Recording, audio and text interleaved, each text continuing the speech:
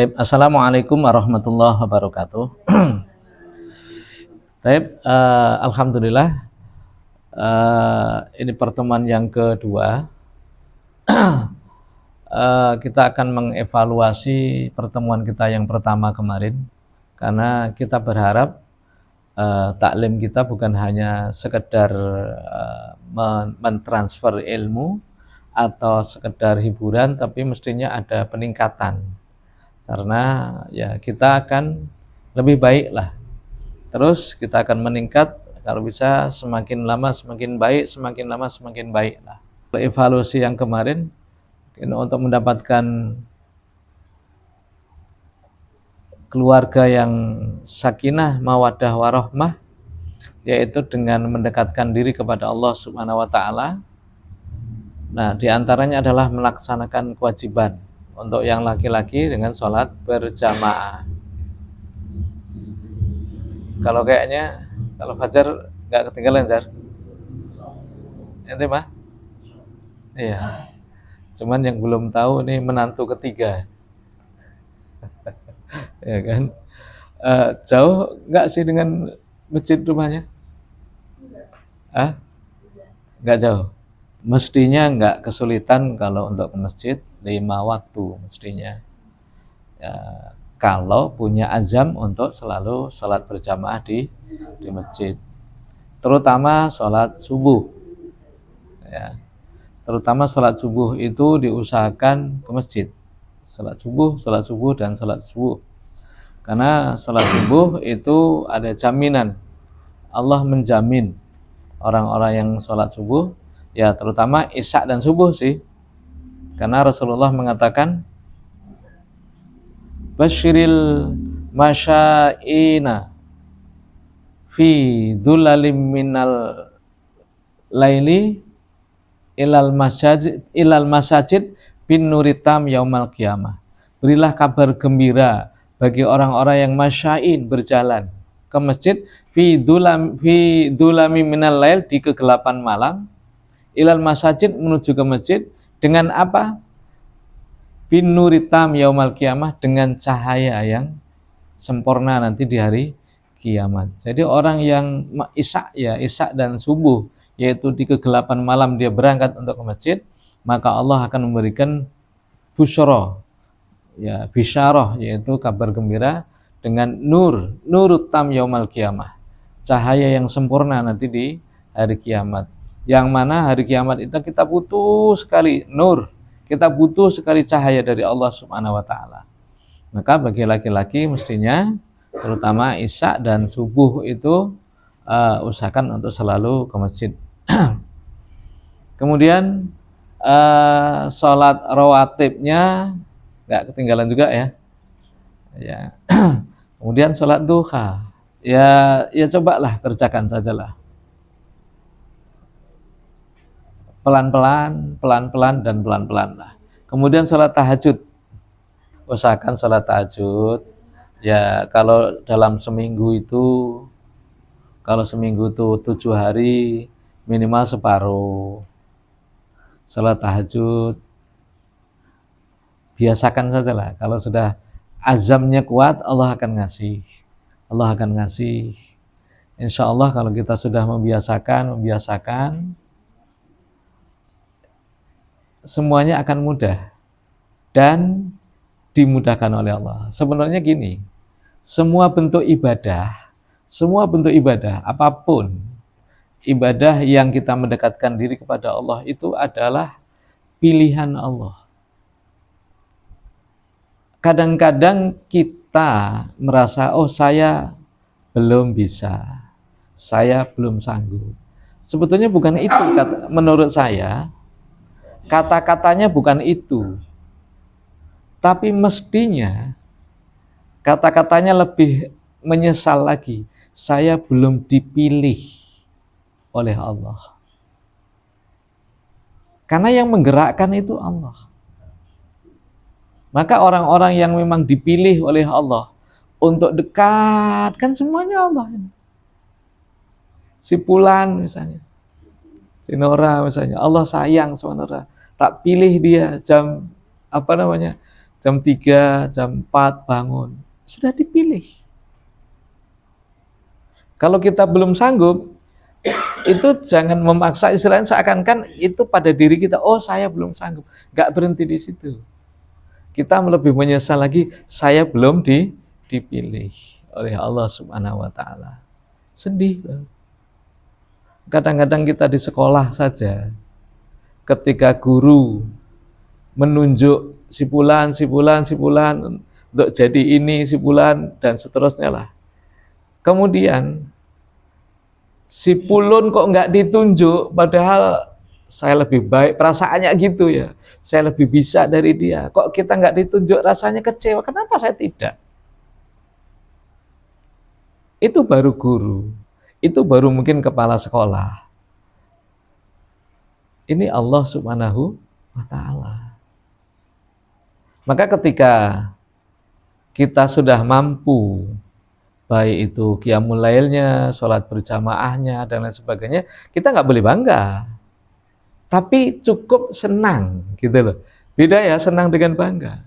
Kalau bangga itu rasanya, wah udah hebat. Bukan, kita cukup senang. Kenapa? Karena merasa dipilih oleh Allah Subhanahu wa Ta'ala. Allah tidak akan salah pilih. Dan Allah akan memilih orang-orang yang dicintai, orang-orang yang disenangi oleh Allah. Itu pasti. Maka yuk anak-anak sekalian, kayak mana supaya kita dipilih oleh Allah itu? Ya kita harus punya azam dulu. Kita punya azam, punya kemauan dekat dengan Allah, berdoa agar kita dicintai oleh Allah. Allahumma inni as'aluka hubbaka. Ya Allah, saya mohon kepadamu Allah, hubbaka, agar aku cinta kepadamu. Wa hubba man yuhibbuka, dan cinta terhadap orang yang mencintaimu. Nah, yang ketiganya, wa hubba amalin yuqarribuna ila hubbika, agar kami cinta terhadap satu amalan yang dengan amalan itu menjadikan dekat dengan cintamu. Wa hubba amalin yuqarribuna ila hubbika. Cinta terhadap suatu amal, kita itu sudah cinta, gitu loh. Sesuatu kalau sudah cinta itu kan sudah hebat. Cinta terhadap satu amalan yang dengan amalan itu membuat cinta kepada Allah Subhanahu wa Ta'ala. Waj'al hubbaka ahabbu ilayya, dan jadikanlah cintaku kepadamu ya Allah lebih aku cintai min amwalina wa ahlina wa ma'il barid. Lebih aku cintai daripada cinta kepada keluarga, cinta kepada harta, dan ma'in barid. Ma'in barid itu air yang dingin, maksudnya itu kesejukan, enak, atau dunia lah. Kita berdoa kepada Allah. Makanya sering doa ya harus banyak hafal doa lah. Doa tentang cinta kepada Allah Subhanahu wa Ta'ala. Baik, ya alhamdulillah, saya lihat Farid kemarin ya, kalau taklim yang lalu saya bilang sejak pulang belum pernah bangun sendiri. Tapi alhamdulillah sekarang tiap malam bangun sendiri. Ya Pak? Alhamdulillah. Bahkan kadang-kadang lebih duluan dia daripada saya. Demikian juga saya lihat Afifah, sudah bangun dia, sudah ada perubahan. Tinggal yang besar-besar lah. Ya, saya berharap kalian ada perubahan. Yang di sini, yang satu rumah dengan kami, sudah ada perubahan lah. Perubahan untuk lebih baik. Perubahan, ada kemajuan ya dalam hal ibadah dan lain sebagainya. Baik, anak-anak sekalian, kita lanjutkan. Jadi untuk mendapatkan sakinah, yang sakinah itu datangnya dari Allah, pemberian dari Allah dengan cara mendekat kepada Allah, baik dengan melaksanakan kewajiban maupun melaksanakan sunnah-sunnahnya. Kemudian untuk mendapatkan sakinah itu butuh mawaddah. Karena kan sakinah, mawaddah, warahmah. Mawaddah itu apa? Cinta. Mawaddah itu cinta. Nah, mestinya dalam keluarga itu harus ada cinta. Walaupun mungkin nikah itu di awalnya tidak berdasarkan cinta, harus cinta, bisa jadi enggak. Karena ya zaman dulu itu enggak kenal, bukan sudah cinta baru menikah. Enggak kenal, kalau sekarang iyalah sudah cinta setahun baru menikah. Cinta 2 tahun baru nikah. Kalau dulu kadang-kadang enggak ada cinta. Cintanya tumbuh setelah menikah. Nah, di dalam keluarga itu ada cinta. Sebagaimana cintanya kepada Allah Subhanahu wa Ta'ala. Nah, tanda cinta itu apa sih? Apa tandanya cinta? Tanda cinta pertama itu adalah Pak, ingat. Selalu mengingat. Kemana ingat ya? Makanya untuk ingat itu biasanya orang menyimpan fotonya di dalam dompetnya. Ingat kemana-mana. Ingat, ingat, dan ingat. Apalagi masih baru. Misalnya kan. Nah, demikian juga ini Allah yang bilang gitu loh. Cinta kepada Allah, contohnya cinta kepada Allah itu Allah mengatakan di dalam surat Al-Baqarah, ya wadkuruni adkurkum washkuruli wala takfurun. Wadkuruni, ingatlah kalian kepadaku, kata Allah. Ingat itu. Bahkan dalam ayat yang lain, wadkurullah dzikran katsira, ingatlah kamu kepada Allah dzikran katsira, ingat-ingat yang banyak. Untuk ingat yang banyak. Jadi tanda cinta seseorang kepada yang lain itu sering ingat. Baik. Yang kedua, apa tanda yang kedua? Ingin selalu bersama. Ingin selalu bersama. Terutama dalam hal-hal yang ada busyra, ada bisyarah, ada kebahagiaan. Terutama adalah waktu-waktu tertentu lah, momen-momen tertentu. Coba misalnya lah, kalian jalan-jalan ke tempat wisata. Nggak enak sendiri. Mesti ngajak istri, ngajak anak. Kenapa? Momen itu ingin bersama. Makan bareng. Ingin bersama. Nah, itu tanda cinta. Nah, anak-anak sekalian, mestinya tanda cinta atau mawaddah yang hakiki adalah cinta yang kedua tadi, ingin bersama fit dunya wal akhirah. Mestinya begitu. Bukan hanya selalu ingin nempel kemana-mana, itu dunia. Jangan sampai di dunia kayak gitu, nanti begitu mati, bisa nggak ketemu. Mestinya fit dunya wal akhirah. Bagaimana caranya? Kita beramal untuk amalan akhirat, selalu libatkan keluarga. Kayak saya ini. Saya kan mengumpulkan kalian semua ini kan pengen nanti di akhirat kita ketemu. Gitu loh. Surat Tur, At-Tur ayat 21. Alladzina amanu, orang yang beriman, wattaba'athum dzurriyyatuhum, dan diikuti oleh anak cucu, dzurriyyah itu apa? Keturunan. Biimanin, dengan iman. Bapaknya iman, mukmin, ibunya mukmin, anak mukmin, cucu mukmin, semua dzurriyyahnya iman semua. Wattaba'an dzurriyyatuhum biiman alat nabihim, maka kami pertemukan nanti mereka di surga. Walladzina amanu, orang-orang yang beriman, wattaba'athum dzurriyyatuhum biimanin, yang diikuti oleh dzurriyyah mereka sama-sama beriman, alhaqna bihim dzurriyyatahum, kami pertemukan semuanya nanti reuni di surga. Masya Allah. Jadi ingin selalu bersama di surga. Bukan surga dunia saja. Surat Tur ayat 21. Nah, makanya ketika suami bangunkan istri. Istri bangunkan suami. Suami puasa, sampaikan ke istri.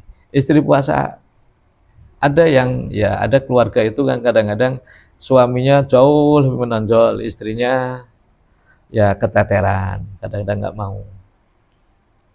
Ada yang terbalik, sebaliknya. Istrinya suka puasa, tahajud, suaminya subuh baru bangun. Tapi ada juga yang ya selalu bersama. Memang kalau istri mau puasa sunnah harus izin suami. Harus bilang sama suami. Jadi bagaimana bisa selalu bersama di dunia dan di akhirat atau bersama di surga dengan cara kebaikan apapun yang dikerjakan libatkan keluarga, jangan sendiri. Saya kalau pagi biasakan infak, itu sengaja Umi yang suruh cari duit, duitnya kadang duit saya, Farid yang masukin. Sudah 3 orang, mungkin hanya berapa ribu, tapi 3 orang yang dapat pahala. Saya libatkan, yang nyari dapat pahala, yang masukin dapat pahala, yang punya atau minimal yang nyuruh dapat pahala. Kalau saya sendiri semua, saya bisa. Saya cari sendiri dompet saya masukkan sendiri, saya bisa. Tapi itu namanya kalau bahasa Jawanya Raden ngabehi, mau dikuasai saya sendiri yang kerja, nanti yang lain ditinggal, nggak dapat pahala. Usahakan begitu. Dan infak subuh itu infak yang terbaik. Baik. Kemudian termasuk cinta. Tanda cinta yang ketiga adalah melindungi. Yang dicintai, maaf ya, jatuh aja, kalau masih baru ya, jatuh aja, langsung ayo sayang. Apalagi kalau diganggu orang, marah gitu, itu tanggung jawab namanya. Itu cinta. Nah, seorang suami yang cinta kepada istri yang cinta kepada suami, orang tua yang cinta kepada anak, itu orang yang melaksanakan surat tahrim. Ku anfusakum wa ahlikum nar. Jagalah dirimu dan keluargamu dari api neraka. Itu namanya melindungi. Jangan sampai dalam rumah itu ada kemaksiatan, yang dengan kemaksiatan itu menyebabkan masuk neraka. Apapun. Kalau ada kemaksiatan, jangan kasih.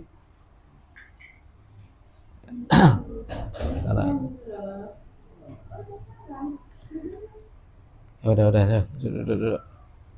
Dalam hal nahi mungkar, kalau tadi berarti ingin selalu bersama di akhirat, itu amar ma'ruf namanya bahasanya. Nah, untuk melindungi itu berarti nahi mungkar.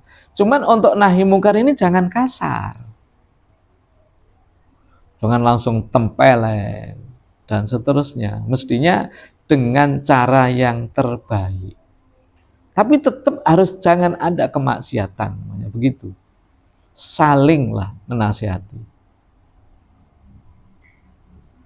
Karena kemaksiatan itu bisa menghalangi rahmat baik di dunia maupun di akhirat. Bahkan anak-anak sekalian, nikmat dunia yang Allah berikan kepada orang yang baik, alim, mukmin, soleh, itu tergantung dari soleh dan maksiat orang itu. Berbeda dengan orang yang fajir, orang yang memang jahat, itu tetap dikasih oleh Allah. Nikmat dunia dikasih oleh Allah. Karena itu istidraj namanya. Gak pernah sholat, suka mencuri, itu dikasih. Bahkan kadang-kadang kaya, koruptor itu kaya. Itu istidraj. Tapi begitu mati, wah habis itu, dihabisi oleh malaikat. Bahkan sebelum mati sudah dihabisin duluan. Tapi kalau orang soleh, ingat orang soleh, maksiat sedikit saja, langsung di stop nikmat dari Allah, stop rezeki dari Allah.